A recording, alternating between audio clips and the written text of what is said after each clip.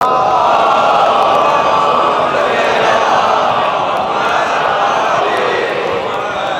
الطيبين الطاهرين المعصومين الذين قال الله إنما يريد الله ليذهب عنكم الرجس أهل البيت ويطهركم تطهيرا.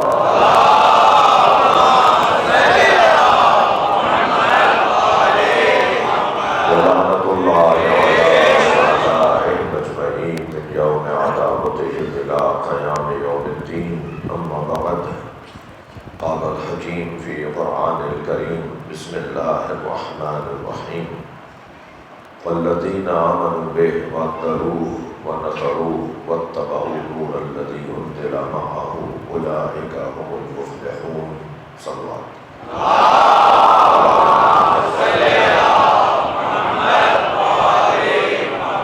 اس سے بلند صلوات ہے.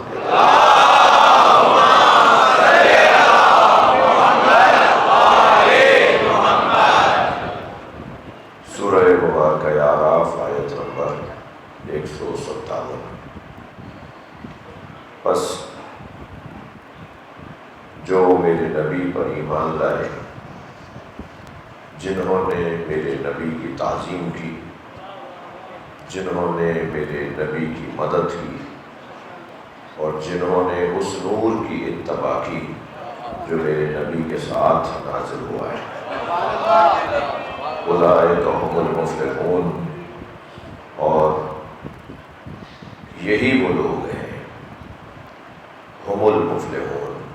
المفلحون ہم نہیں ہیں، ہم المفلحون ہیں. یہی وہ لوگ ہیں، یہ وہ لوگ نہیں ہیں، یہی وہ لوگ ہیں. یعنی اگر ہم ضمیر منفصل مؤخر ہوتی تو پھر ترجمہ ہوتا کہ یہ وہ لوگ ہیں کہ جو کامیاب ہیں. ہم ضمیر منفصل مقدم ہیں، یعنی یہی وہ لوگ ہیں جو کامیاب ہیں.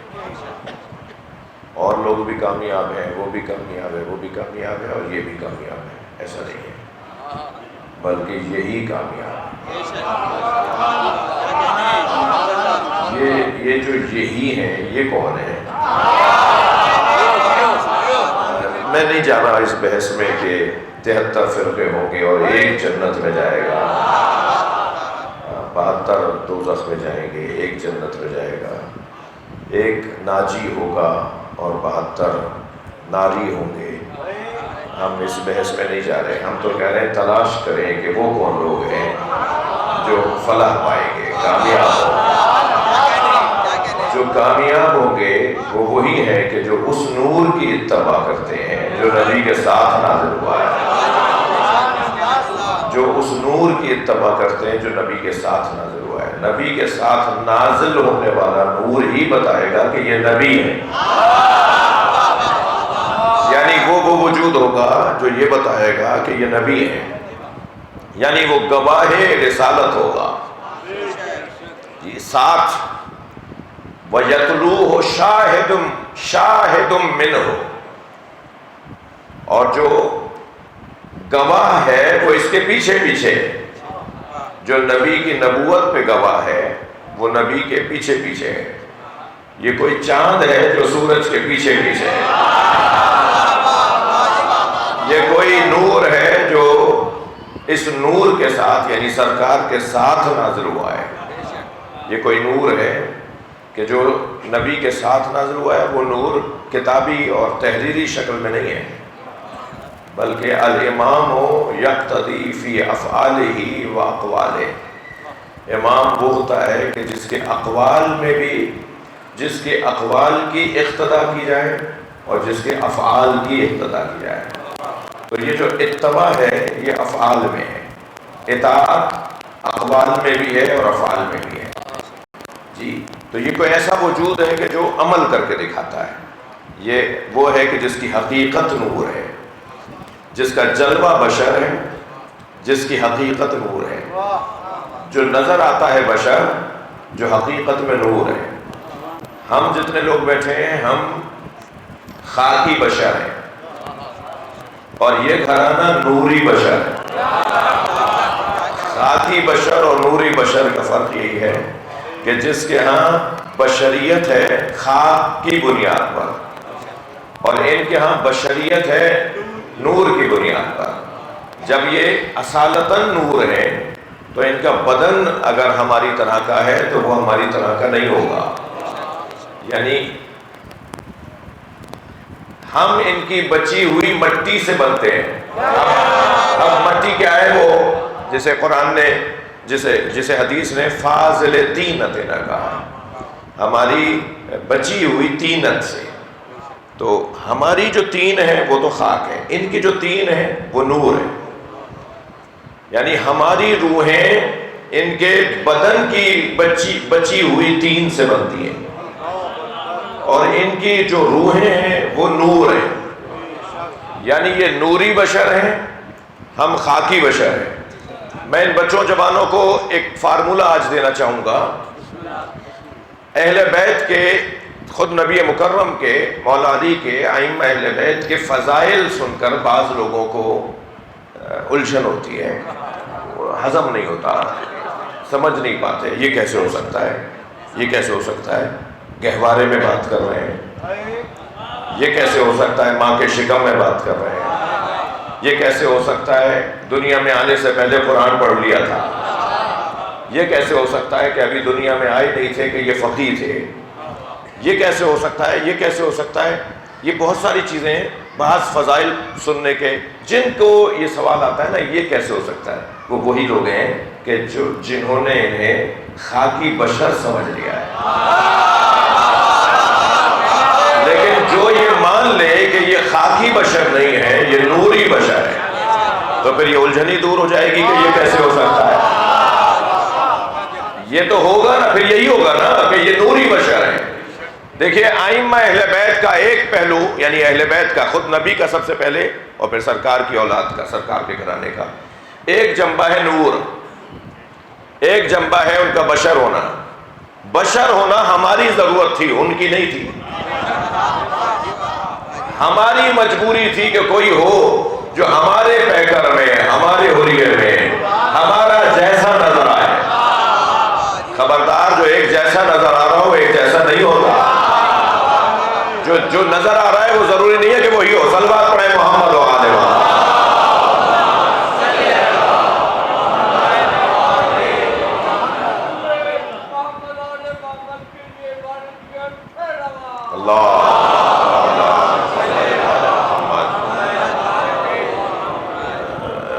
یہ دو پہلو ہیں ائمہ اہل بیت کے۔ اہل بیت کے ایک نوری پہلو ہے، ایک بشری پہلو ہے، اور جب ہم نوری پہلو کی طرف جائیں گے تو پھر ہمیں سمجھ میں آئے گا کہ یہ فضیلت کیوں ہے، یہ مقام کیوں ہے۔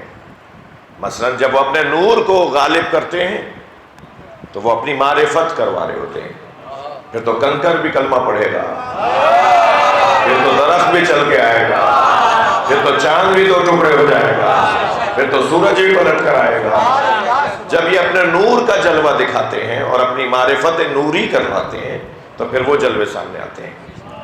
مسائل نہیں پڑھا، کربلا کے میدان میں امام نے جب پسر سعد سے مکالمہ کیا تو شور مچ رہا تھا، ہزاروں کی تعداد میں یزیدی سپاہی تھے۔ حضرت نے فرمایا تیری آواز مجھ تک نہیں آ رہی، میری آواز تجھ تک نہیں جا رہی، انہیں خاموش کرواؤ۔ اس نے آواز دی، کہا سب لوگ خاموش ہو جائیں، میں حسین سے بات کر رہا ہوں۔ سب خاموش ہو گئے مگر گھوڑوں کے ہنہنانے کی آواز، اونٹ اور جانوروں کے گلے میں اور پیروں میں جو گھنگرو اور گھنٹیاں بندھی ہوئی تھی وہ بج رہی تھی۔ تو امام نے فرمایا خاموشی نہیں ہوئی، تو کہنے لگا کہ یہ جانوروں کی آواز ہے۔ تو حضرت نے اپنا دست مبارک فضا میں بلند کیا، جیسے ہی میرے مولا حسین نے اپنے ہاتھ کو بلند کیا پورے کربلا میں سناٹا طاری ہو گیا۔ سوال یہ ہے کہ حسین مولا کے ایک ارادے پر جانور پہچان گئے حسین، یہ وہ نور کا اظہار تھا، لیکن یہی جانور امام حسین کے بدن پہ دوڑ گئے، یہ بشریت کا اظہار تھا۔ یہ بشریت کا اظہار تھا کہ گھوڑے نہیں پہچان سکے اور امام حسین کے بدن کو پامال کر گئے. جب یہ چاہتے ہیں تو اپنا نوری پہلو دکھاتے ہیں اور جب یہ چاہتے ہیں اپنا نوری پہلو مخفی کر دیتے ہیں. تو پھر بشری پہلو کے کو دیکھ کر وہ وہی کرے گا جو بشر کے ساتھ ہوتا ہے. تو الجھنیں دور ہو جائیں گی. مثلا الرحمن علم القرآن خلق الانسان. رحمان وہ ہے جس نے قرآن پڑھایا اور پھر انسان کو خلق کیا. بھائی ہونا میرے مطابق بشری تقاضوں کے مطابق تو یہ ہونا چاہیے تھا الرحمن خلق الانسان علم القرآن. رحمان سورہ رحمان کی ابتدائی آیتیں. رحمان وہ ہے کہ جس نے انسان کو خلق کیا پھر اسے قرآن کی تعلیم دی. مگر قرآن تو کہہ رہا ہے کہ ایک انسان ہے جو پہلے قرآن پڑھ چکا تھا پھر دنیا میں آیا. یہ کون سا انسان ہے بھائی؟ ہم تو دنیا میں آتے ہیں تو پہلے 3-4 سال تک تو ہمارے بچوں کو وہ پلے گروپ میں اور معلوم ہوا جی نرسری میں اور کہاں اور پہلے تو وہ بٹن لگانا سیکھے اور جوتے سیدھے پہننا سیکھے. پہلے تو وہ جو ہے وہ ابتدائی جو ہے وہ تہذیب اور آداب سیکھے اور پھر اس کے بعد قلم کیسے پکڑا جاتا ہے اور مثال اور پھر اس کے بعد کلاس 1 آئے گی اور پھر معلوم آہستہ آہستہ جیسے جیسے کلاسیں بڑھتی جا رہی ہیں ایسے ایسے تعلیم معیاری ہوتی جا رہی ہے. جی مکتبی علم اور ہے وہبی علم اور ہے. جو بشر ہے وہ مکتبی علم سے عالم بنتا ہے اور جو نور ہے وہ وہبی علم سے عالم بنتا ہے. یہ اللہ سے علم لے کر آنے والے لوگ ہیں اور ان کے علم کی کیفیت مولانا ایسی ہے, ان کے علم کا عالم یہ ہے کہ جب یہ ارادہ کرتے ہیں اللہ انہیں علم عطا کر دیتا ہے. ان کی زندگی کبھی علم سے خالی نہیں رہتی. جب اللہ حضرت موسیٰ کے لیے ارشاد فرما رہا ہو لقد ارسلنا موسیٰ بآیاتنا, ہم نے موسیٰ کو اپنی نشانیوں کے ساتھ بھیجا ہے, تو قرآن تو فارمولوں کی کتاب ہے نا. قرآن 1,24,000 نبیوں کے ہر ایک کے نام بتائے گا کہ ہم نے اسے بھی بھیجا ہے تیار کر کے, ہم نے اسے بھی پڑھا کر بھیجا ہے, ہم نے اسے بھی پڑھا کر بھیجا. ایک نبی کے لیے بتا دیا تو جان نہیں لیں گے ہم کہ جب ایک نبی پڑھ کر آیا ہے تو خاتم الانبیاء کیسے پڑھ کر آیا ہے, سردار انبیاء کیسے ان پڑھ ہوگا معاذ اللہ. وہ وہاں سے پڑھ کر آئیں گے, صلوات پڑھ لیں محمد و آلہ.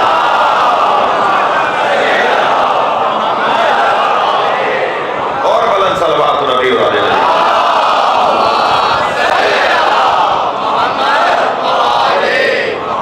توجہ کر لی آپ نے. میری بحث نہیں ہے کہ نبی مکرم کے بارے میں جو ایک تعداد کو یہ غلط فہمی ہے کہ وہ امی تھے یعنی معاذ اللہ ان پڑھ تھے. یہ اس سے بڑی توہین نہیں ہے. عجیب داستان ہے, تعریف کے نام پر توہین. نون والقلم وما یسطرون. نون قسم ہے قلم کی اور ان سطروں کی جو قلم سے لکھی گئی ہے. یہ قلم کون ہے؟ یہ قلم نبی کی ذات ہے. وہ سطرے کون ہیں؟ وہ ائمہ کی ذات ہے. یہ قلم کس نے چلایا ہے جو یہ سطریں لکھی ہیں؟ اس قلم کو چلانے والا خود اللہ ہے. جو اللہ کا قلم بن جائے اسے کہہ رہے ہیں اسے قلم چلانا نہیں آتا تھا. تم تو اسے پڑھ پڑھ کر قلم چلاؤ. تو اس کی حدیثوں کو یاد کر لو تو مفتی اعظم بن جاؤ. بھائی امی کا مطلب ان پڑھ نہیں ہے, یہ توہین ہے. امی کا مطلب یہ ہے کہ جیسے تھے ویسے ہی ہے. اب یہ تمہاری غلط فہمی ہے کہ تم نے اپنے اوپر مقایسہ کرنا شروع کر دیا کہ تم تو ان پڑھ تھے. امی یعنی اصلی, امی یعنی جیسا تھا جس میں کوئی تبدیلی نہ آئی ہو, جس میں کوئی فرق نہ پڑا ہو. امی یعنی جیسا تھا ویسا ہی. اصل, اساس, بنیاد. ماں کو بھی ام اسی لیے کہتے ہیں نا جی. سارے شہروں کے لیے مکے کو ام القریٰ کیوں کہتے ہیں؟ اس لیے کہ مکے کے بعد ہی اللہ نے ساری زمینوں کو بنانا شروع کیا. سب سے پہلے اللہ نے مکہ المکرمہ کو بنایا، اور اب پوری دنیا اسی سے زمین کو پھیلاتا چلا گیا، اللہ بناتا چلا گیا. تو وہ سارے قریوں کی ام القری، سارے شہروں کی ماں، یعنی سارے شہروں کی اصل، سارے شہروں کی بنیاد، جہاں سے سارے شہر بنے وہ ام القری یعنی مکہ. جی ام کا مطلب اساس، اصلی، جیسا تھا، جیسا اصالت. جی نبی مکرم جیسے تھے ویسے ہی ہیں، اس لیے کہ دنیا میں کوئی اس قابل ہی نہیں ہے جو انہیں وہ پڑھائے جو یہ نہ جانتے ہو. کون ہے بھائی؟ میں تو سرکار دو جہاں کی بات کر رہا ہوں. ربیع الاول کا مہینہ ہے، سارا عالم اسلام نبی مکرم کی آمد کی تیاری کر رہا ہے، آپ کے لیے جشن منانے کی تیاریاں ہو رہی ہیں. ہم بھی 8 ربیع الاول کے بعد ایام اعزا تمام ہوں گے تو سارے مسلمانوں کے ساتھ مل جائیں گے اور ہم سب مل کر نبی کی آمد کی خوشی منائیں گے. اور میں حیدرآباد کے دوستوں کے لیے ایک جملہ کہنا ضروری سمجھتا ہوں.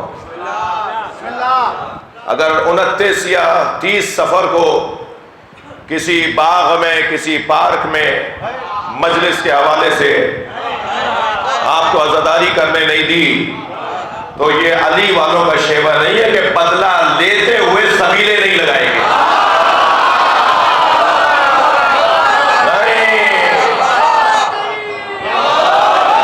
نہیں، یہ امام حسین والوں کا شیوہ نہیں ہے. میں نے سنا ہے کہ کچھ اس طرح کی باتیں حیدرآباد میں ہو رہی ہیں. شایان شان شیعہ حیدر کرار نہیں ہے کہ ہر سال وہ جلوسوں کے آگے سبیلے لگاتے تھے 12 ربیع الاول کو. اس سال اس لیے نہیں لگائیں گے کہ جو جلوس لے کے چل رہے ہیں انہوں نے ہمیں مجلس نہیں کرنے دی. تمہیں اپنی قبر میں جواب دینا ہے، ہر ایک کو اپنا حساب دینا ہے. عزیزان گرامی، نہیں جیسے ہر سال ہوتی تھی، نہیں اس سے زیادہ ہوگی.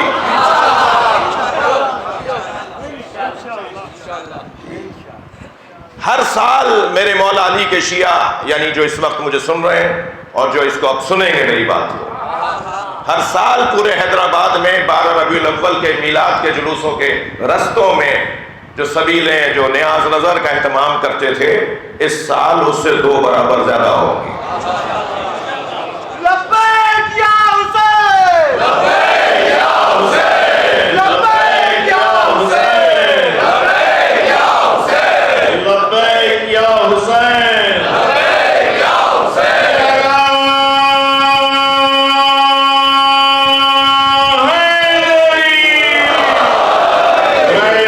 امام زمانہ بلند الصلوات.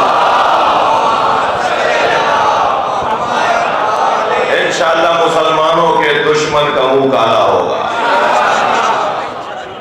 یہ تو ایک عرصے سے استعماری طاقتوں کی آرزو تھی، یہ تو ایک عرصے سے صہیونی طاقتوں کی آرزو تھی کہ سنی شیعہ کے اندر دوریاں کو ایجاد کریں، خلا بڑھائے، فاصلے بڑھائے. اگر آپ یہ کریں گے تو گویا آپ ان کی مرادوں کو پورا کریں گے، ان کی آرزوؤں کو پورا کریں گے. آپ نہیں، شان سے ہوں گی اور زیادہ ہوں گی. اپنا اخلاق اہل بیت کی تعلیمات کے مطابق رکھنا ہے.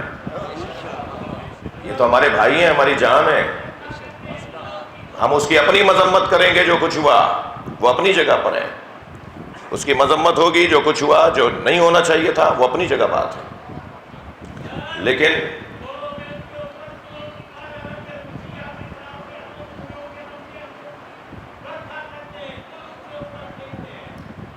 اس سال اور بھی ہوگا، بے شک بے شک ایسا ہی ہے. اس سال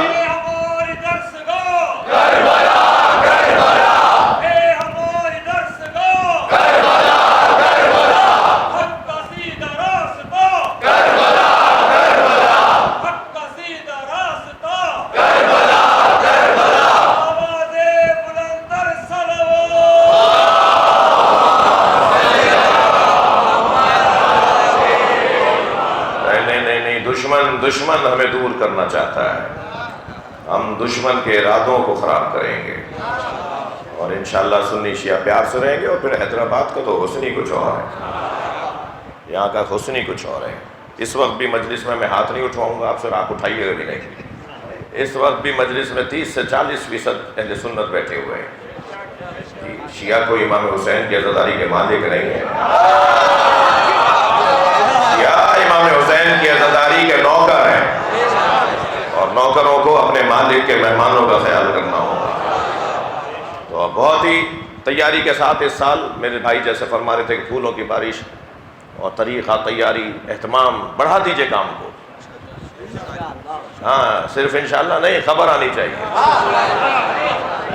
نظر آئے. جو نہیں کرتے تھے نا وہ آپ کا اس دفعہ کریں گے، جو ہر پچھلے سالوں میں نہیں کرتے تھے اہتمام وہ اس سال کریں گے. ٹھیک ہے، میری بات سے متفق ہیں یا نہیں ہیں؟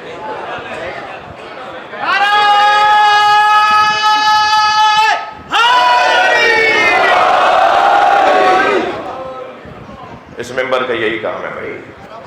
صلوات پڑھ لیں محمد وآلہ.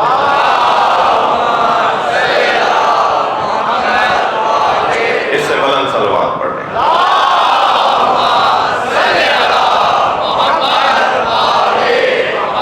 اور بلند صلوات.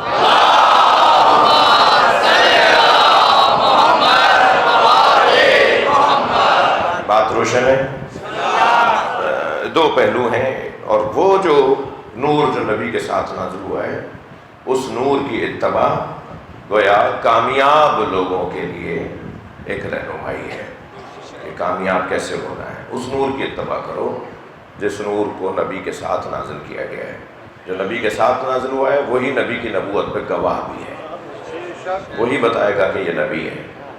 لہذا قرآن سورہ مبارکہ رات کی 43ویں آیت میں ارشاد فرما رہا ہے اللہ کہ جو لوگ کفر اختیار کرتے ہیں انہوں نے کہا ہے کہ آپ بھیجے ہوئے رسول نہیں ہیں، ان سے کہہ دو کہ میری رسالت پر گواہی کے لیے اللہ کافی ہے، اور وہ جس کے پاس مکمل کتاب کا علم ہے. جو مکمل کتاب کا عالم ہے اسے علی کہتے ہیں. مولا گواہ نبوت نبی، گواہ رسالت رسول اللہ ہے مولا علی. اور گواہ ہوتا ہے کہ جس کے سامنے سارا کام ہوا ہو.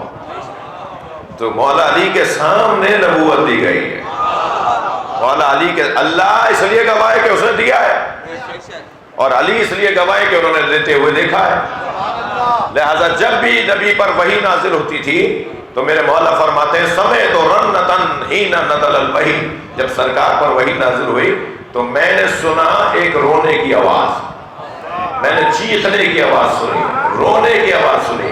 تو میں نے کہا یا رسول اللہ ما ہذہ الرنہ، یہ رونے کی آواز کیسی ہے؟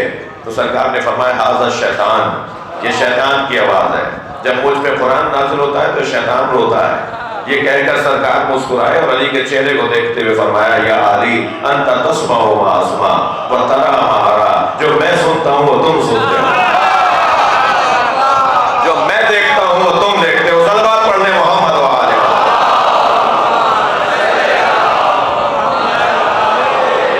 اس نور کی بات ہو رہی ہے، اس نور کی اتباع کی بات ہو رہی ہے جو نبی کے ساتھ نازل ہوا ہے. اور جو علی مولا کی اتباع کر لے اولئک هم المفلحون، قرآن کہہ رہا ہے یہی کامیاب لوگ ہیں. کل کی جو گفتگو ہماری رکی تھی وہ یہ کہ ہمارے ہاں امامت اور خلافت دو چیزیں نہیں ہیں، دو عنوان نہیں ہے. وہی جو خلافت کا عنوان ہے وہی امامت کا عنوان ہے. جو امامت کا موضوع ہے وہی خلافت کا موضوع ہے. امام کسے کہتے ہیں؟ اچھا لغت میں امام کے کیا معنی ہیں اور اصطلاح میں امام کے کیا معنی ہیں؟ لغت میں امام کا مطلب ہے وہ ڈوری اور رسی جو دیوار کو سیدھا رکھنے کے لیے استعمال کی جاتی ہے. کیا کہتے ہیں سندھی میں؟ کیا کہتے ہیں؟ شال.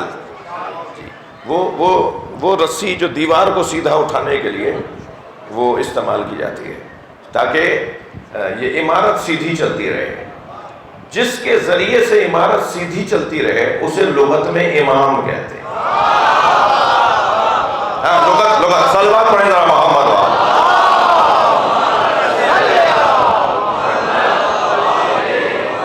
اور یاد اصطلاح کے معنی اور ہوتے ہیں. مثلا لغت میں الصلاۃ کا مطلب ہے دعا، صلاۃ کا مطلب ہے دعا لغت میں، لیکن اصطلاح میں ہر دعا صلاۃ نہیں ہے. ایک مخصوص عمل ہے، کھڑے ہوں گے، رکوع میں جائیں گے، سجدے میں جائیں گے، 2 سجدے کریں گے، پھر اٹھیں گے، پھر کھڑے ہوں گے، یہ پورا ایک عمل ہے ترتیب کے ساتھ، تو اصطلاح میں اسے صلاۃ کہتے ہیں. تو امام یعنی وہ جو عمارت کو سیدھا کرنے کے لیے ایک وسیلہ استعمال کیا جاتا ہے، اسے عربی لغت میں امام کہتے ہیں.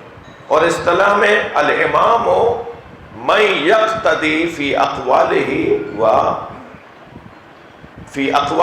افعالہ، جس کے اقوال میں اور جس کے افعال میں اقتدا کی جائے، یعنی جس کی اقتدا کی جائے اس کے اقوال میں اور اس کے افعال میں، جس کی اقتدا کی جائے اس کے اقوال میں اور اس کے افعال میں، اسے امام کہا جاتا ہے.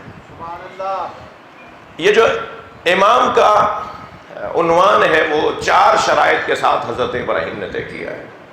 کل بات ہو چکی. سب سے پہلی شرط امتحان، آزمائش. دوسری شرط شاباش، نس.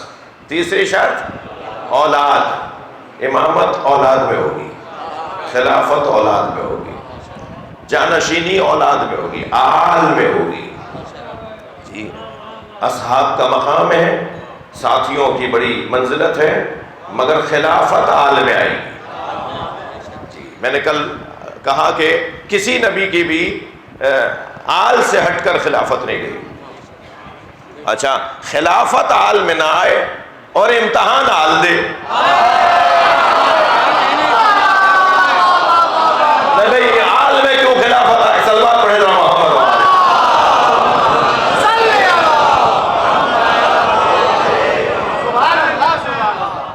توجہ کرنا ہے. آزمائشیں آل دے، گھر آل لٹائے، نسلیں آل کٹوائیں، گلے پہ چھری آل کے چلے، مگر نہیں اگر آل میں خلافت اور امامت آ گئی، یہ تو موروثی ہو جائے گا، یہ تو خاندان پرستی معاذ اللہ ہو جائے گی، یہ تو معاذ اللہ رائل فیملی سسٹم ہو جائے گا، معاذ اللہ یہ والی باتیں کی گئی ہیں.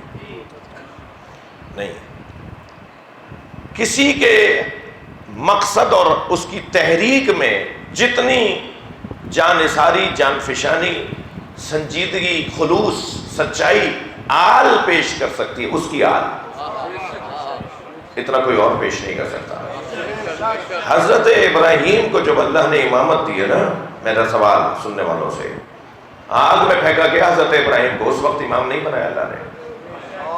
مال اپنا اللہ کی راہ میں قربان کر دیا، اللہ نے اس وقت امام نہیں بنایا. کس وقت امام بنایا؟ جس وقت حضرت اسماعیل کے گلے پہ چھری چلائی. جی آل میں کیوں امامت بھائی؟ اس لیے کہ حضرت ابراہیم نے فرمایا انی ارا فی المنام انی اذبحک، میں نے خواب میں دیکھا ہے کہ تمہیں ذبح کر رہا ہوں. تو آل ہے نا، آل یہ نہیں کہہ رہی کہ میری جان بچے گی یا نہیں، خواب پر عمل کرنا کون سا حکم ہے؟ ہمارے جو اللہ نے آپ کو حکم دیا آپ وہی کریں. آل اپنے مولا، اپنے آقا، اپنے پہلے والے امام کی جو اولاد ہے وہ اس کے مقصد پر قربان ہونے کو تیار. حضرت اسماعیل نے گلا پیش کر دیا نا کہ میرے گلے پہ آپ چھری چلا دیں، اور انہوں نے چھری چلائی نا. یعنی اگر حضرت اسماعیل یہ فرمائے کہ آپ وہی کریں جو آپ کو حکم دیا گیا ہے، اور حضرت اسماعیل ساتھ میں یہ بھی فرمائے کہ آپ مجھے صابروں میں پائیں گے، آپ مجھے صبر کرنے والے، میں کچھ نہیں بولوں گا، آپ چھری چلا دیجئے گا. جو صبر کر کے مصیبت لے اسے قرآن میں اللہ نے امام بنایا ہے، اور جو مصیبت شکر کر کے لے اس کی امامت میں کیسا شک. جب میرے مولا نبی نے فرمایا یا علی تم میرے بستر پہ سو جاؤ گے، تو مولا علی نے کیا فرمایا؟ یا رسول اللہ میرے سونے سے آپ کی جان بچ جائے گی؟ سرکار نے فرمایا ہاں تمہارے سونے سے میری جان بچ جائے گی. تو فرمایا یا رسول اللہ یہ وہی مقام ہے جس کا مجھے انتظار تھا. فوراً سجدہ شکر میں سر رکھا. اللہ کو علی کا سجدہ شکر اتنا اچھا لگا کہ اب قیامت تک ہر مسلمان پر ثواب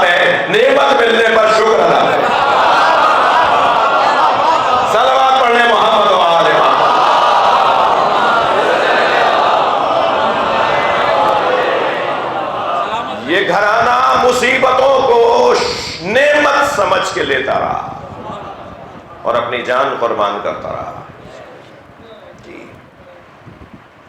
الخلافت 30 سنہ، خلافت 30 سال رہے گی میرے بعد. یہ ہمارے یہاں حدیث نہیں ہے. کچھ دیر کے لیے میں اپنے بھائیوں کی نقل شدہ حدیث پر غور کرنا چاہ رہا ہوں کہ سرکار نے فرمایا الخلافت 30 سنہ، خلافت 30 سال تک رہے گی. تو کہنے لگے وہ جو 30 سال تک 4 شخصیات کا دور رہا، وہ 30 سال کا دورانیہ گزرا ہے جب علی مولا کی شہادت ہوئی ہے سن 40 ہجری. تو یہ نبی کے بعد سے لے کر نبی 11 ہجری میں گئے، 40 ہجری میں مولا علی کی شہادت ہوئی، تو 30 سال. ٹھیک ہے. تو یہ نبی نے تو پہلے ہی فرما دیا تھا کہ خلافت میرے بعد 30 سال رہے گی، اور فرمایا علیکم بسنتی وسنت الخلفاء الراشدین المہدیین. میں تم پر واجب قرار دیتا ہوں کہ میری سنت پر عمل کرو اور خلفاء راشدین مہدیین کی سنت پر عمل کرو.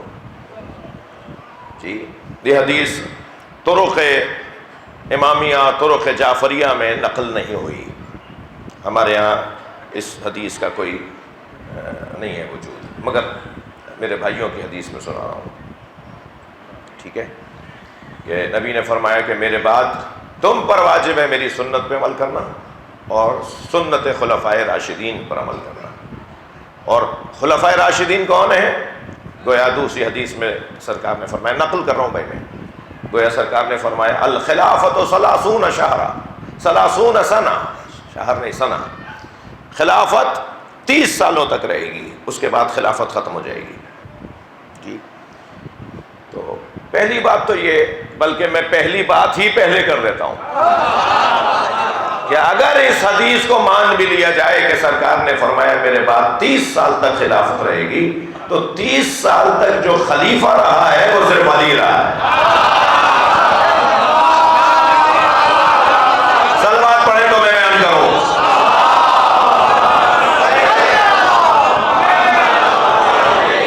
اور بلند سلوات مولا کی طرف.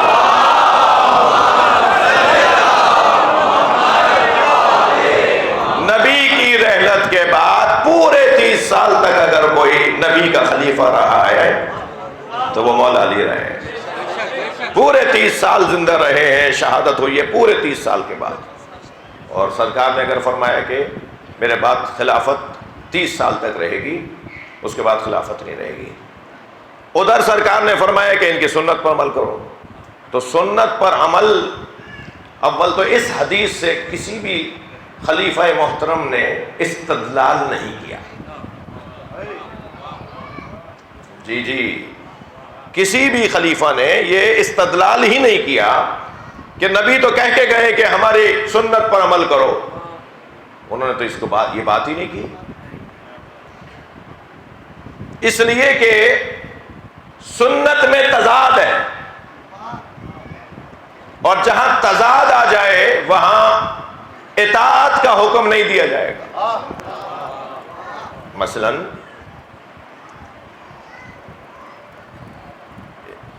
ایک شخصیت نے نماز حالت سفر میں قصر نہیں کی اور باقی 3 شخصیات نے قصر کی، تو امت ان پر عمل کرے یا ان پر؟ مثلا سرکار نے کی سنت تو یہ کہ حضرت نے مروان کو شہر بدر کیا. حضرت نے مروان ابن حکم کو اور اس کے باپ کو حکم ابن وائل کو، ان دونوں کو شہر بدر کیا. تو سرکار نے جسے شہر بدر کیا ہو اور کوئی اگر شخصیت اسے شہر میں بلا لے تو تضاد ہے یا نہیں؟ سلوات پڑھنے محمد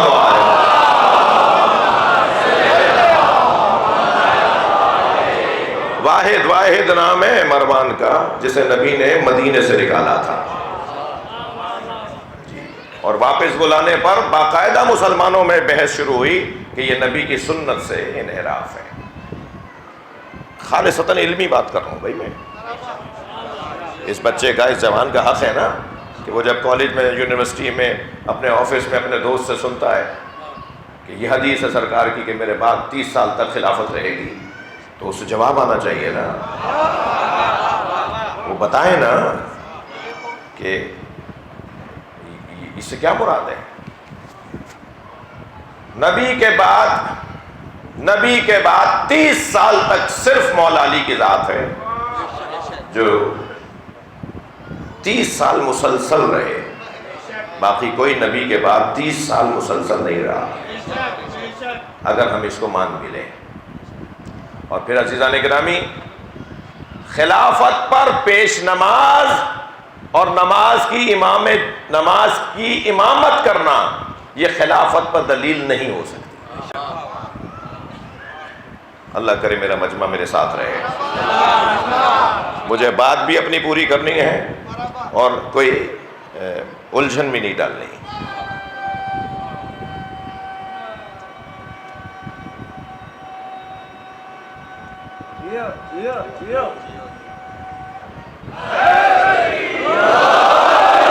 یعنی خلافت پر، اگر نبی کی خلافت پر نماز جماعت کی امامت کو دلیل بنایا جائے کہ نبی کی زندگی میں کسی شخصیت نے امت کو نماز پڑھائی، نبی ان کی زندگی میں پڑھائی، تو اب نبی کے بعد وہی پڑھائیں گے، یہ دلیل نہیں ہے۔ یہ دلیل اس لیے نہیں ہے کہ یہ جو حدیث ہے، یہ جو روایت ہے کہ سرکار کی زندگی میں کسی شخصیت نے نماز جماعت پڑھائی، اس حدیث پر ابن باز اور بڑی بڑی شخصیات نے بحث کی ہے کہ سرکار نے آدھی نماز میں، طبیعت خراب تھی حضرت کی، سرکار دو جہاں بستر پر تھے، آپ نے فرمایا کہ اسے بلاؤ، تو پھر بلایا گیا، حضرت نے فرمایا اسے بلاؤ، پھر بلایا گیا، پھر حضرت فرمایا اسے بلاؤ، پھر اب حضرت جن کے آنے پر بار بار کہہ رہے ہیں اسے بلاؤ، یعنی انہیں نہیں انہیں بلاؤ، اب وہ واضح نہیں ہو پا رہا کہ کنہیں بلاؤ۔ تو پھر جب ایک شخصیت نے جا کے نماز شروع کر دی تو سرکار نے فرمایا مجھے سہارا دو، اور اسی حالت میں سرکار دو جہاں مسجد میں گئے اور سرکار نے ان حضرت کو پیچھے ہٹا کے خود نماز پڑھی۔ توجہ ہے حضرت کی؟ تو اس طرح کی وہ نماز ہے۔ پھر چلیں ہم کچھ دیر کو مان لیتے ہیں کہ نبی کی زندگی میں نماز پڑھائی، تو نبی کی زندگی میں اگر نماز پڑھانا دلیل خلافت ہو جائے تو بھائی آپ تو فرماتے صلو خلف کل امام بر و فاجر، نیک ہو یا برا ہو نماز جماعت سے پڑھا کرو۔ آگے جو کھڑا ہوا ہے، جو نماز پڑھا رہا ہے، وہ کیسا ہی ہو، نماز مگر جماعت کے ساتھ پڑھا کرو۔ تو قاعدہ تو یہ ہے کہ کسی کے پیچھے بھی نماز پڑھی جا سکتی ہے، تو جب کسی کے پیچھے بھی نماز پڑھی جا سکتی ہے تو پھر یہ دلیل کیسے ہوگی کہ جس کے پیچھے پڑھ لی وہی خلیفہ ہے؟ ایک علمی بات ہے نا بھائی، یعنی یہ وہ موضوعات ہیں کہ جو بتائے جاتے ہیں، بولے جاتے ہیں، سوشل میڈیا بھرا ہوا ہے، یہ بچہ کہاں سے جواب لے گا جی؟ تو یہ تو کوئی دلیل نہیں ہوئی۔ جب کسی کے بھی پیچھے نماز پڑھی جا سکتی ہے تو پھر نماز پڑھانا کون سی دلیل ہے جی؟ پھر یہ کہ مولا علی نے پیچھے نماز پڑھی، تو مولا علی کا پیچھے نماز پڑھنا تو بھائی سوال اس سے ہوگا جو آگے کھڑا ہے۔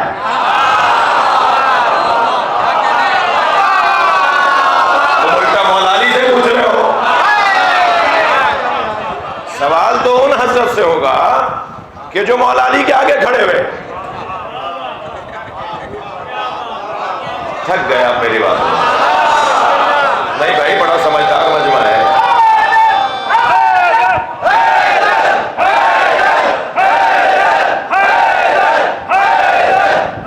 مل کر صلوات کیا کرتے نبی اور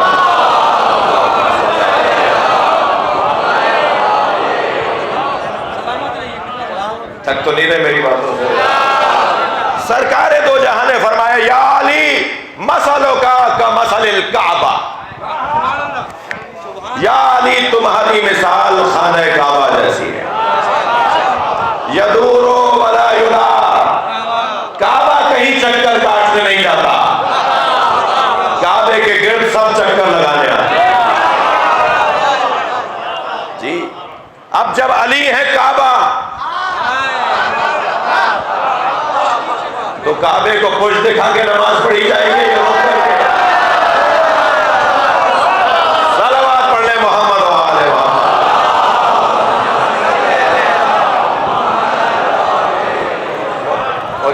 مجھے اجازت دیجئے کہ میں یہ امامت اور خلافت کی بحث ہے، جس کو قبول ہو وہ قبول کرے، جو سن تو لے نا، جو کہے کہ نہیں بھائی مولانا آپ کی بات یہاں تک تو ٹھیک تھی، یہ والی بات کمزور تھی، تو ٹھیک ہے آپ اسے کمزور مانیے، مگر بات تو سنیں۔ یہ دلیل نہیں ہے خلافت کی، یہ دلیل نہیں ہے۔ خلافت کی وہی دلیل ہے جو سرکار نے فرمایا یا علی، اللہ اکبر، اما ترضى ان تكون منی بمنزلۃ ہارون من موسیٰ، یا علی تمہاری نسبت میرے ساتھ وہی ہے کہ جو موسیٰ اور ہارون کی نسبت تھی۔ اللہ حدیث یہاں رکتی تو آپ کہتے بھئی یہ کہاں سے دلیل خلافت میں، آپ یہ والی بات کہاں سے لے آئے، یہ حدیث دلیل ادلہ خلافت میں یہ والی حدیث کہاں سے لے آئے؟ اب ذرا حدیث پوری سنیے۔ اللہ لا نبی آبادی، یا علی تمہاری میرے ساتھ وہی نسبت ہے جو موسیٰ اور ہارون میں تھی، اللہ لا نبی آبادی، بس میرے بعد کوئی نبی آنے والا نہیں ہے۔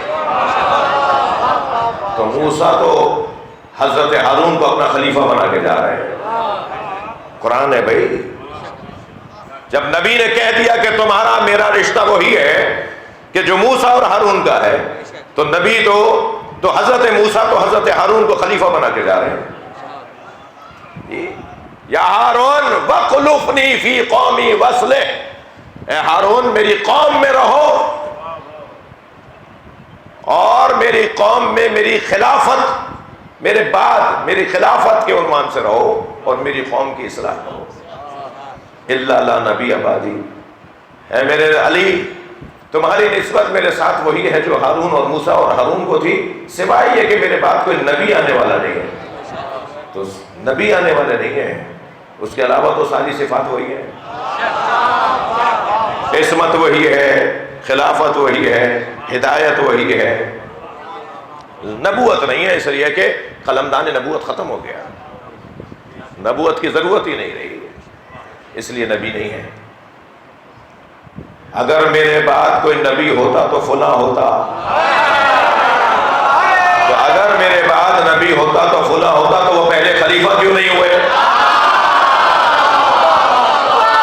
سب سے زیادہ حق تو تھا نا، سب سے زیادہ حق تھا نا حضرت کا کہ انہیں پہلا خلیفہ بنا جاتا۔ اس کا مطلب یہ ہے کہ یہ حدیث بھی گھڑی ہوئی ہے۔ اس حدیث کے مطابق کہ یا علی میری نسبت اور تمہاری نسبت موسیٰ اور ہارون والی نسبت ہے، اس حدیث کے مطابق تو نبی کے بعد اگر کوئی خلیفہ ہوتا تو علی۔ اب ذرا تسلی رکھیے میرے سنی بھائیوں کا، ایک بڑی تعداد میں عقیدہ یہ ہے کہ علی خلیفہ چوتھے تھے، امام پہلے تھے۔ ایک تعداد میرے بھائیوں کا عقیدہ یہ ہے، کتابیں لکھ دی گئی ہیں اب تو، پچھلے 2 سال پہلے علامہ ظہور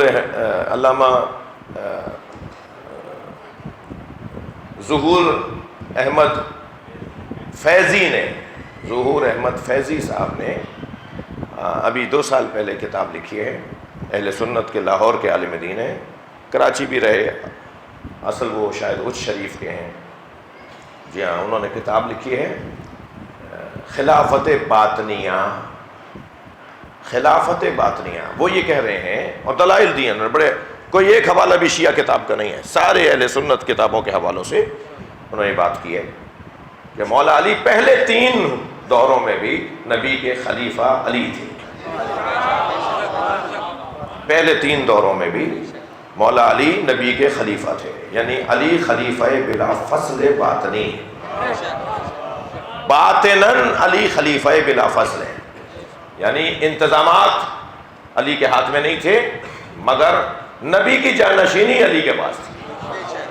لہٰذا علی کے بغیر کسی دور میں، تینوں دوروں میں علی کے بغیر کسی نے بھی اپنا دور نہیں گزارا۔ ہر کچھ دیر بعد، ہر کچھ مدت کے بعد، ہر کسی مسئلے میں پوچھتے تھے کہ علی کیا کہتے ہیں، علی کو بلاؤ، علی سے پوچھو۔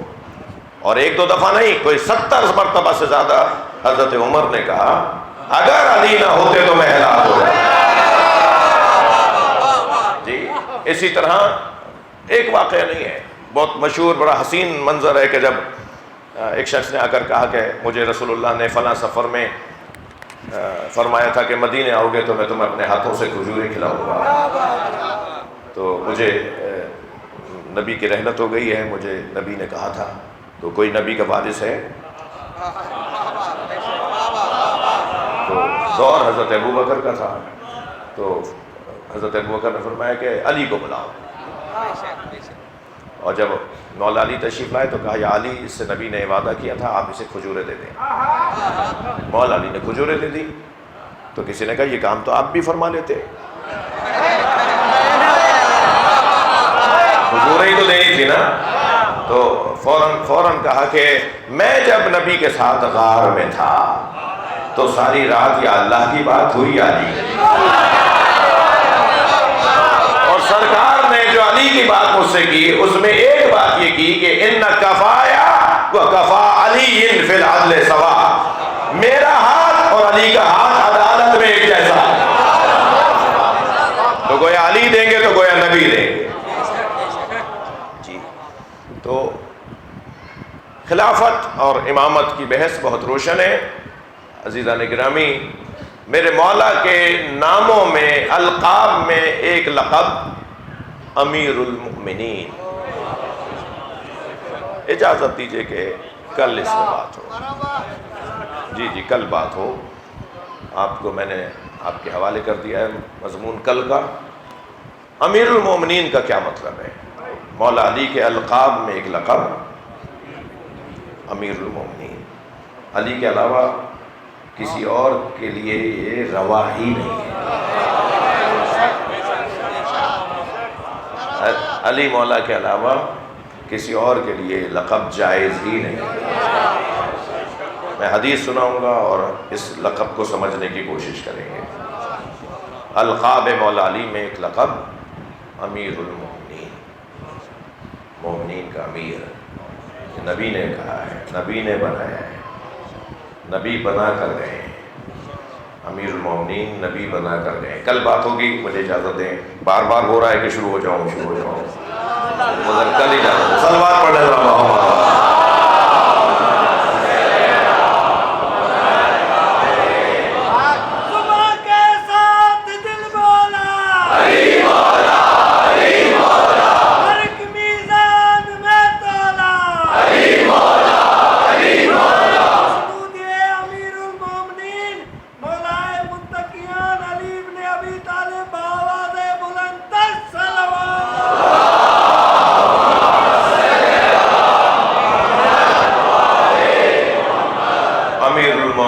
مومنین کا امیر، صاحبان ایمان کا امیر، سلمان و ابو ذر کا امیر، مقداد و حذیفہ یمان کا امیر، صحابہ کرام کا امیر، اہل ایمان کا امیر۔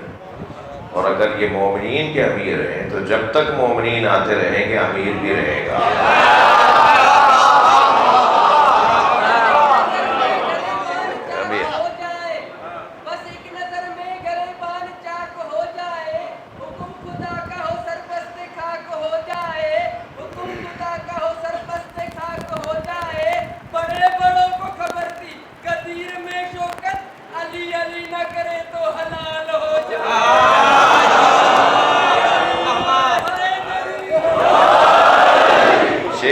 پڑھا ہے، سمجھا آپ نے، ماشاءاللہ بھائی ماشاءاللہ۔ ایک صلوات پڑھے ذرا نبی کی،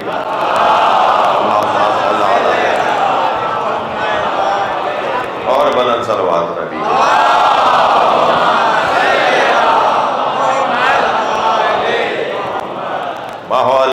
ادبی علمی رکھنے کی کوشش کرتا ہوں، کسی طرح کا کوئی شائبہ نہ ہو کہ نیت کی خرابی ہے، بلکہ نیت کی پاکی ہے، اس لیے کہ اس گھرانے کو راضی کرنا ہے جن کا اس دنیا میں بھی اور اس آخرت میں بھی سامنا ہے۔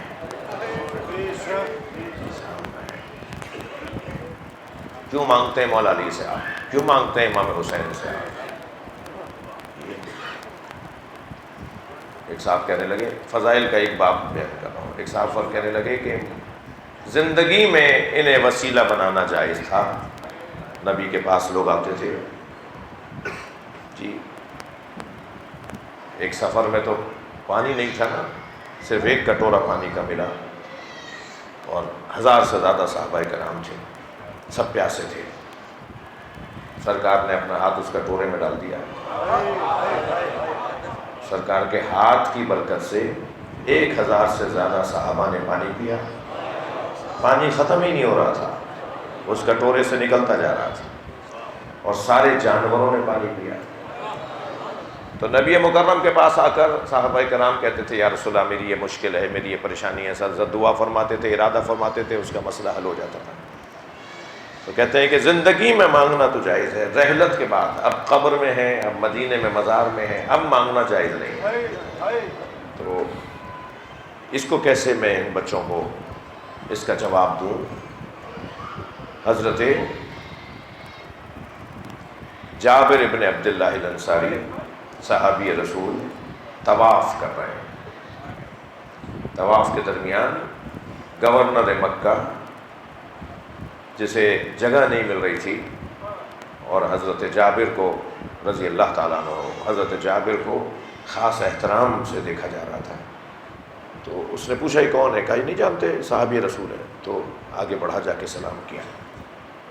تو حضرت جابر نے ایک مرتبہ ایک نگاہ دیکھا، سلام کا جواب دیا، پھر ذکر میں مصروف ہو گئے۔ تو اس نے کہا میں مکے کا گورنر ہوں۔ تو حضرت جابر نے فرمایا میں اللہ کی عبادت میں ہوں۔ کہا میں اللہ کی خاطر آپ سے کہہ رہا ہوں کہ کوئی میرے لیے حکم ہو تو کہیں، اللہ کو راضی کرنے کے لیے میں آپ سے کہہ رہا ہوں کہ کوئی میرے لیے کام ہے تو کہیں، کوئی حکم ہے۔ حضرت جابر نے فرمایا کہ آخرت میں کچھ دے سکتے ہو؟ کہنے لگا نہیں، آخرت میں کچھ نہیں دے سکتا۔ حضرت جابر نے فرمایا دنیا میں نے چھوڑ دی ہے، آخرت میں تم کچھ دے نہیں سکتے، تو تم سے کیوں مانگوں؟ اللہ اکبر۔ قاعدہ کیا دیا ایک صحابی رسول نے کہ جو آخرت میں دے سکتا ہو اس سے دنیا میں مانگا جا سکتا ہے۔ تو میرے بچوں جوانوں، روشن ترین بات ہے کہ یہ وہ گھرانہ ہے جو آخرت میں دے سکتا ہے۔ جنت کے جوانوں کے سردار یہ خاتون جنت، ان کی والدہ، علی کی تحریر کے بغیر کوئی جنت میں نہیں جائے گا۔ جنت کی دروازے کی کنڈی بجتی ہے تو علی علی کی آوازیں آتی ہیں۔ جنت کے پردوں کو اللہ نے علی علی کی نگاروں سے سجایا ہوا ہے۔ جنت میں جب تیز ہوا چلتی ہے تو ہوا کی آواز بنتی ہے علی علی علی علی۔ جنت کے 8 دروازوں کے اوپر علی ولی اللہ کا کلمہ لکھا ہوا ہے۔ علی کے بغیر تو جنت ہی نہیں سجتی، علی کے بغیر تو جنت نہیں سجتی۔ اور یہ تو مولا علی کی بات کر رہا ہوں۔ قرآن مجید سورہ مبارکہ زمر 2 سال پہلے میں یہ بات یہاں کر چکا ہوں اس خمسے میں، اس میں عجیب پیغام ہے۔ وَسِيقَ الَّذِينَ اتَّقَوْا رَبَّهُمْ إِلَى الْجَنَّةِ زُمَرًا، صاحبان تقویٰ کو جنت میں دھکا دے کے لے جا رہے ہوں گے، جانے کو تیار نہیں ہوں گے جنتی، تو جو جانا چاہتے ہوں گے انہیں تو لے جا نہیں رہے، اور جو جنہیں لے جا رہے ہیں وہ جانا نہیں چاہتے۔ قرآن ہے یہ، قرآن جی۔ وَسِيقَ الَّذِينَ اتَّقَوْا رَبَّهُمْ إِلَى الْجَنَّةِ زُمَرًا، متقی لوگوں کو جنت میں دھکا دے کے لے جا رہے ہوں گے۔ قرآن کی آیت، سورہ زمر کی آیت۔ تو وہ جائیں گے نہیں، کچھ کہیں گے بھائی یہ کون ہے، یہ تو جا نہیں رہے، ہمیں لے جاؤ، کہا نہیں انہیں لے جانا ہے، انہیں یہ تو چاہ نہیں رہے، یہ کون ہے جو جنت میں ہی نہیں جا رہے؟ تو آواز آئے گی ہم حداث الحسین، یہ دنیا میں حسین حسین بولنے والے، ان کا کہنا یہ ہے کہ پہلے ہمیں حسین کا دیدار کرو، پہلے ہمیں حسین کا دیدار چاہیے، ہم تو اس جنت میں جائیں گے جس میں حسین جائیں گے۔ میں نے آیت کی بھی عربی پڑھ دی ہے، حدیث کی بھی عربی پڑھ دی ہے، ڈھونڈنا سرچ کرنا آپ کا بھی کام ہے، یہ کون ہے؟ اور پھر آواز آئے گی انہیں روکو، حسین آ رہے ہیں۔ جو امام حسین کو دنیا میں یاد کر کر کے آپ کئی گھنٹوں سے، پتہ نہیں کتنے گھنٹے پہلے آپ گھر سے نکلے ہوں گے، کہاں سے کس کو دوست کو ساتھ دیا ہوگا، بھئی چلو دیر نہ ہو جائے، وہ بیٹھ نہ جائیں، وہ مرثیہ نکل نہ جائے، بھئی آج تو فلاں کو مرثیہ پڑھنا تھا، آج تو سلام فلاں پڑھیں گے، وہ بھی آئے ہوئے، وہ بھی مجلس پڑھیں گے، بھئی نوحہ بھی سننا ہے۔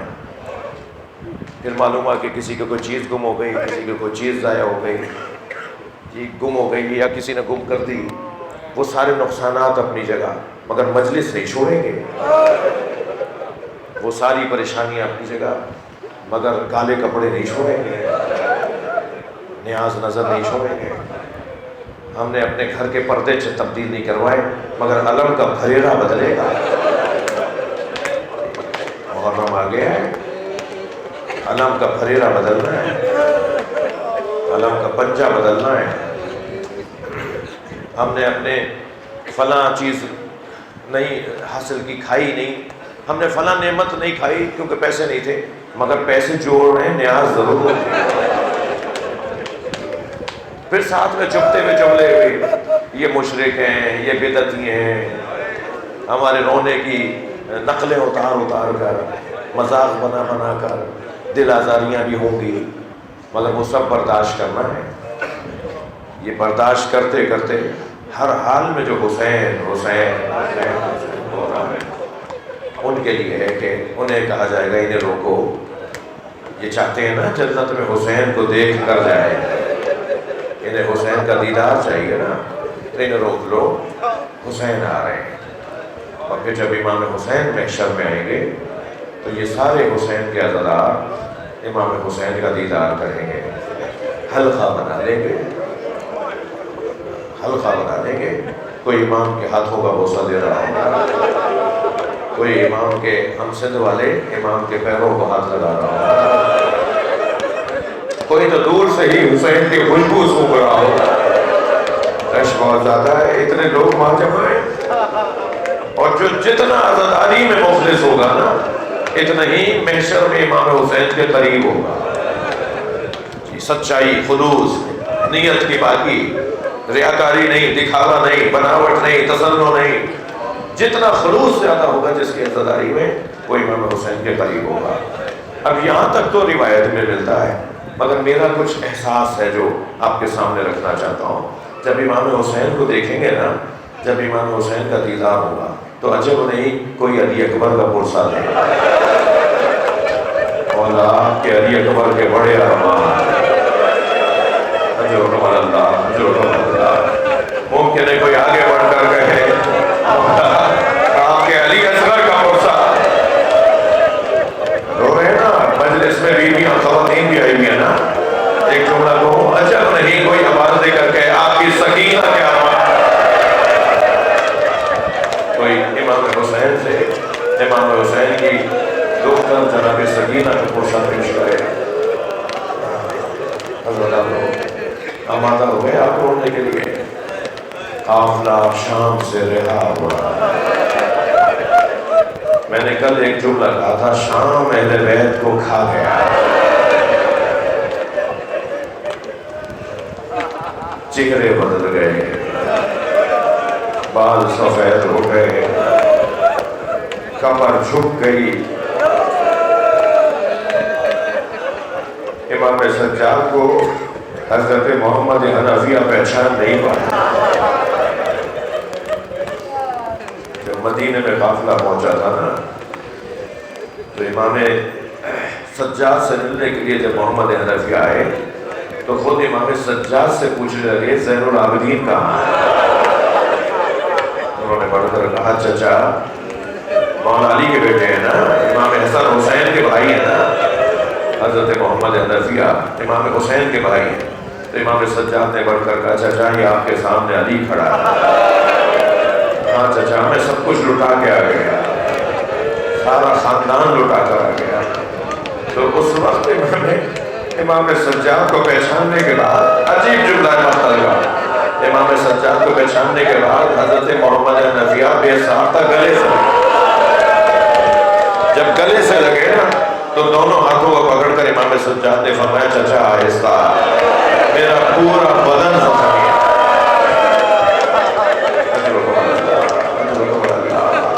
اللہ آپ کو کسی بدن نہ لائے سوائے ہمیں لبیت میں، جس کے مذہب میں رونا جائز ہے۔ جی میرے وہ بھائی بھی آئے ہوئے ہیں نا جو نہیں روتے، جن کے مذہب میں رونا جائز ہے وہ تکلف کر کے نہ روئیں۔ جب قافلہ شام پہنچا تو جناب زینب بیویوں کے حلقے میں چل رہی۔ شام کے دربار، یزید کے دربار کے باہر اہل بیت کو کھڑا رکھا گیا، اور اتنی دیر کھڑا رکھا گیا کہ امام سجاد نے پوچھا کہ تم ہمیں دربار میں کیوں نہیں لے جا رہے؟ تو کہنے لگے ابھی مہمانوں کا انتظار ہو رہا ہے۔ مہمانوں کا انتظار کروانے کے لیے مہمانوں کے انتظار میں اہل بیت کو کھڑا رکھا گیا، اور جب مہمان آ گئے نا تو کون مہمان تھے؟ ان میں ایک بڑی تعداد شرابیوں کی تھی۔ اگر گھر میں کوئی شرابی ہو تو ماں بہنیں بھی بچ بچ کے رہتی ہے، بیٹیاں ماں بہنیں اس شرابی سے بچ کر رہتی ہیں کہ اس نے نشہ کیا ہوا ہے، نہ جانے کس کی حرمت پامال کرے۔ سلام ہو آل نبی پر، درود ہو جناب زینب کبریٰ پر۔ ایسے ماحول میں علی کی بیٹی کو لے جا رہے ہیں۔ اجرکم اللہ، جو جہاں بیٹھا ہے اپنی آواز کو آزاد کرے گا۔ اللہ آپ کا یہ رونا قبول فرمائے، اللہ آپ کا یہ غصہ قبول کرے۔ تو جس وقت دربار شام میں لے جایا جا رہا تھا، مہمانوں کو بٹھایا جا رہا ہے، تو اس وقت جب آ کر آواز دی نا کہ آپ اسیروں کو لے کر آؤ، تو جناب زینب نے فرمایا میں اس دربار میں نہیں جاؤں گی۔ پہلی مرتبہ علی کی بیٹی نے جلال دکھایا، پورے سفر میں ایک مرتبہ جناب زینب نے اپنا جلال دکھایا، فرمایا میں اس دربار میں نہیں جاؤں گی، مجھ سے بیان نہیں ہوگا، آپ اشاروں میں مجھ سے سن لیجئے۔ جب جناب زینب نے فرمایا نا میں اس دربار میں نہیں جاؤں گی، تو 4 تازیانہ لیے ظالم آ گئے، اور جناب زینب کے اوپر ہاتھ اٹھنے لگا۔ مقتل کا بڑا عجیب جملہ ہے کہ جناب زینب کے شانوں پر تازیانے مارے گئے، جناب زینب کا بدن زخمی ہو گیا، اور کچھ لوگوں نے ارادہ کیا کہ کھینچ کے لے کے جائیں۔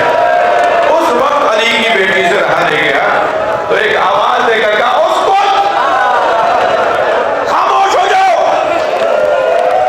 تو جیسے ہی بیوی نے آواز دی نا خاموش ہو جاؤ، تو مقتل کا جملہ یہ ہے کہ جس اونٹ نے پیر اٹھایا ہوا تھا اس کا پیر اٹھانا گیا، جس گھوڑے نے پیر اٹھایا ہوا تھا اس کا پیر اٹھانا گیا، لوگوں کے دم سینوں میں گھٹ گئے۔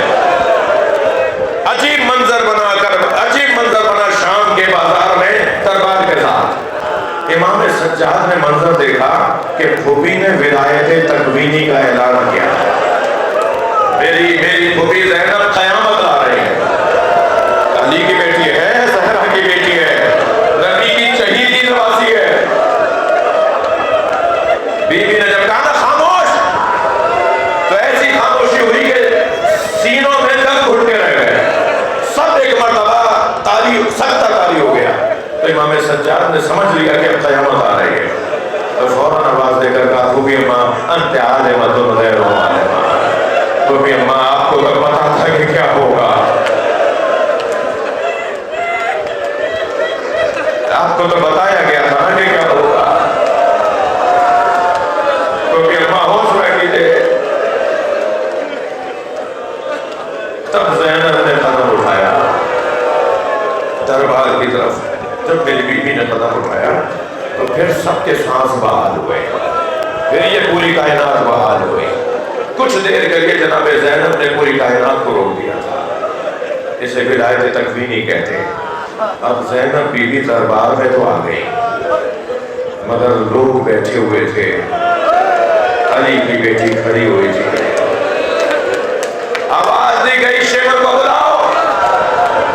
اجرکم اللہ. تھکیں گے نہیں حضرت آرو. جو جہاں بیٹھا ہے اپنی فرصت دے گا. آواز دی گئی شمر کو بلاؤ. شمر کو لایا گیا. اس نے آواز دے کر کہا آپ نے مجھے یاد کیا. یزید سے کہتا ہے آپ نے مجھے بلایا ہے. اس نے کہا اس جگہ کھڑے ہو جاؤ اور سارے درباریوں کو بتاؤ تم نے کربلا میں کیا کیا. گزارش سنو, گزارش, رپورٹ سنو, کیا کیا ہے تم نے کربلا میں. شمر کھڑا ہو گیا. کہنے لگا امیر ہم نے حسین کے اصحاب کو مارا. ہم نے حسین کے حبیب کو مارا. ہم نے حسین کے زہیر خیر کو مارا. جو دور دور سے حسین کے سردار اصحاب آئے تھے, بڑے بڑے قبیلوں کے سردار آئے تھے حسین کی مدد کرنے کے لیے, ہم نے کربلا میں انہیں مار دیا. جب ہم نے ان سب کو مار دیا پھر ہم نے حسین کے قاسم کو مارا. پھر ہم نے حسین کے عمر محمد کو مارا. پھر ہم نے حسین کے علی اکبر کو مارا. پھر ہم نے حسین کے عباس کے بازو کاٹ کے مارا. یہ کہتا رہا کہنے لگا پھر ہم نے حسین کے علی اصغر کو مارا. یہ کہہ کر کہتا ہے پھر حسین اکیلے رہ گئے. ہم نے حسین کو پیاسا کر کے مارا. ہم نے حسین کو تنہا کر کے مارا. بس جیسے ہی اس نے امام حسین کے لیے جملہ کہا نا, ہم نے حسین کو تنہا کر کے مارا. بیویوں کے حلقے سے جناب زینب کی آواز آئی. بیویوں کے حلقے سے جناب زینب کی آواز آئی. اس کو ایوہ القاذب ابن القاذب, جھوٹے اور جھوٹے کی اولاد. سب نے مڑ کر دیکھا یہ کون ہے. بتایا یہ علی کی بیٹی زینب ہے, یہ حسین کی بہن زینب ہے. ایک شخص نے آواز دے کر کہا انہیں بولنے کا موقع دیا جائے. یہ حسین کی بہن کو بولنے کا موقع دیا جائے. تھکیں گے نہیں اللہ تعالیٰ. جناب زینب کو باہر لانے کے لیے سپاہی آگے بڑھے. جناب فضہ نے آگے بڑھ کر کہا خبردار میں زینب کے قریب کسی کو نہیں آنے دوں گی. تو وہاں جو سپاہی دینے گئے تھے ان میں سے ایک نے جناب فضہ کو تعزیہ نامہ. جناب فضہ جناب زہرا کی غنیر جو رسول اللہ نے جناب زہرا کو دی تھی, جب انہیں تعزیہ نہ لگا تو انہوں نے یزید کے اخم میں کھڑے ہوئے حبشی غلاموں سے کہا تمہاری بہن کو کیا ہوا, تمہارے قبیلے کی عورت پہ ہاتھ اٹھایا گیا, تم بڑے تماشائی بنے دیکھ رہے ہو. حضرت فضہ حبشن تھی نا, حبش کی رہنے والی تھی. بیوی نے فرمایا تمہارے قبیلے کی عورت پہ ہاتھ اٹھایا جا رہا ہے اور تم کھڑے دیکھ رہے ہو. تو جیسے ہی جناب فضہ نے یہ جملہ کہا نا, تلواریں نکالنا شروع. حبشی غلاموں نے تلواریں نکالنا شروع کی اور یزید کو آواز دے کر کہا یزید خبردار انہیں روک لے, یہ ہمارے قبیلے کی عورت ہے, ہمارے سامنے سے نہ مارا جائے. سن لیا آپ نے. جناب زینب نے مدینے کا رخ کیا. آواز دی صلی اللہ علیہ یا رسول اللہ. نانا سلام ہو آپ پر.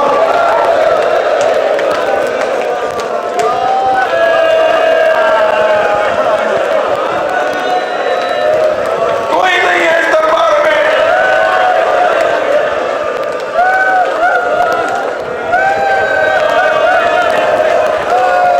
اجرکم اللہ. کہا گیا زینب وہی سے بات کرو. جناب زینب نے وہی بیویوں کے حلقے سے خطبہ دیا اور تاریخی خطبہ ہے جو جناب زینب نے دیا ہے.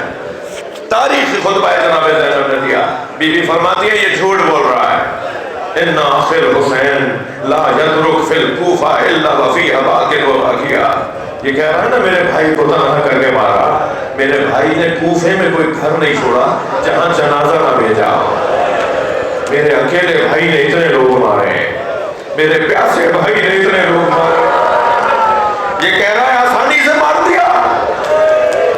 میرے بھائی کو انہوں نے آسانی سے نہیں مارا. سب نے کہا شمر یہ کیا کہہ رہی ہے. تو گردن جھکا کے کہنے لگا یہ سچ کہہ رہی ہے. ہم حسین کا ایک دل توڑتے تھے دوسرا دل جوان ہو جاتا. ہم نے حسین کا قاسم مارا تو ہم سمجھے اب بیعت کر لیں گے.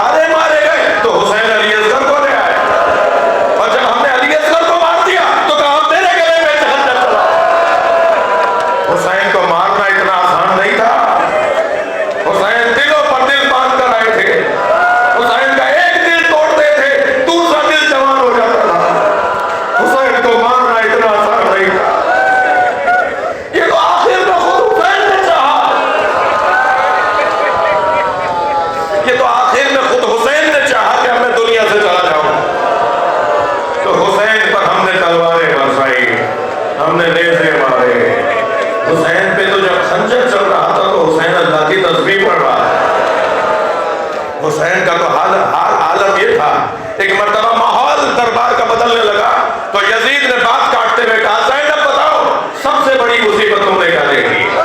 میں مجلس مکمل کر رہا ہوں، آخری جملہ سنا رہا ہوں جناب زینب کا. جناب زینب کا دربار میں یزید سے مکالمہ سنا رہا ہوں آپ کو. کہنے لگا زینب بتاؤ سب سے بڑی مصیبت تم نے کیا دیکھی؟ شاید یہ سوچ رہا تھا کہ بی بی فرمائیں گی علی اکبر کی شہادت، اور محمد کی شہادت، قاسم کا ماما لاشا، عباس کے کٹے ہوئے بازو، حسین بھائی کے بدن پہ دوڑتے ہوئے گھوڑے. کہنے لگا زینب بتاؤ سب سے بڑی مصیبت تم نے کیا دیکھی؟ تو جناب زینب نے فرمایا زینب پر سب سے بڑی مصیبت یہ ہے کہ تجھ جیسے سے بات کر رہے ہیں. کہاں علی کی بیٹی، کہاں نبی کی نوازی.